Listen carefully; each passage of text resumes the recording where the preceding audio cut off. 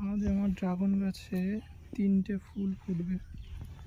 এখানে 2টো ফুল আছে আর ওই সাইডে আরেকটি ফুল আছে, সেটা দেখাবো। তো এই 3টে ফুল ফুটবে। আর আকাশে মেঘের অবস্থাও খারাপ আছে, বৃষ্টি আসতে পারে। তো অনেকে অনেক রকমভাবে এই ফুল ঢেকে রাখে। তো অনেকে পলিথিন দিয়ে ঢেকে রাখে। আমি এই যে ডিসপোজেবল গ্লাস আছে, এই গ্লাস জাস্ট মাথায় এইভাবে বসিয়ে দিই। এভাবে বসিয়ে দিলে কী হয়, ফুলটা আর ফোটেই না, আর ওদিকে জলটা যায় না।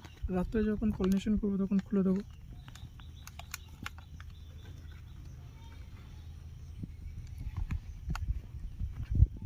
আর বসে একটা